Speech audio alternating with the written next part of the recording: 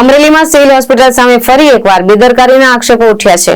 Operation દરમિયાન મહિલાના મોત બાદ દેવી પૂજક સમાજે મૃતદેહ સ્વીકારવાનો ઇનકાર કરતા મામલો ઉગ્ર બન્યો છે।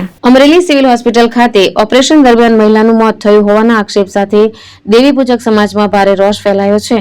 પરિવારજનો અને સમાજના આગેવાનોનો દાવો છે કે ડોક્ટરની બેદરકારીને કારણે મહિલાએ જીવ ગુમાવ્યો છે।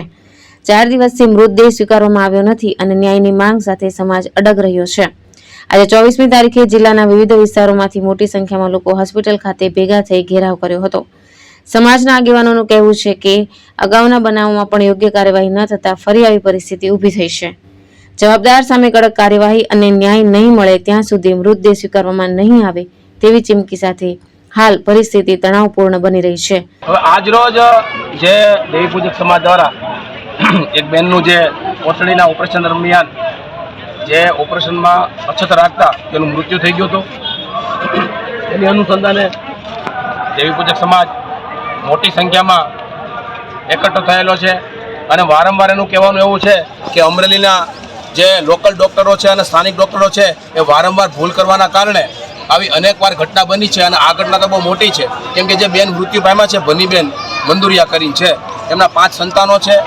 એની અનુસંધાને આજે છેલ્લા 6 દિવસથી એની લાશ છે તે રજળે છે અને મોતનો મલાજો ખરેખર બધાને જાળવવો જોઈએ, પણ ક્યાંક ને ક્યાંક હજી આ સિવિલના ટ્રસ્ટીઓ અને એ ડૉક્ટર સ્થાનિક છે એના પેટનું પાણી ન હલતું હોય એની અનુસંધાને આજ રોજ મોટી સંખ્યામાં તમામ સમાજના લોકો આ બેનને ન્યાય દેવડાવવા માટે આ સિવિલના પટાણંગમાં ભેગા થયા છે અને આ તંત્રને અને ખાસ કરીને ટ્રસ્ટીઓને અને ડૉક્ટરોને વિનંતી છે કે આ બેનને તાત્કાલિક ન્યાય મળે, કેમ કે એ બેનના નાના 5 બાળકો છે, એની તો તમને કંઈક ખરેખર રહેમ રાય હોવી જ જોઈએ।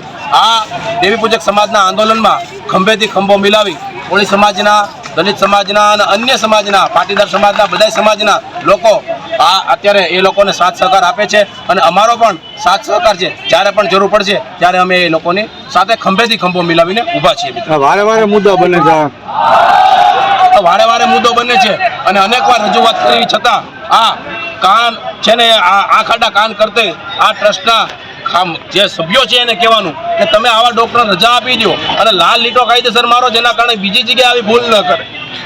આ બેનને ન્યાય આપવામાં આવશે કે નહીં? જો ન્યાય નહીં આપવામાં આવશે તો આગળ તમારું શું પગલું રહેશે? હવે એમાં એવું છે કે એનો સમાજ બહુ મોટી સંખ્યામાં ભેગો થયો છે અને કદાચ ન્યાય નહીં મળે તો કદાચ આનાથી પણ એ લોકોને એવું કહેવાનું છે કે ઉગ્ર આંદોલન કરવું પડે અને ગાંધી ચિંજા માર્ગે ગાંધીનગર સુધી જવું પડે તો અમે એમની જોડે ખંભેથી ખંભો મિલાવીને એની જોડે છીએ।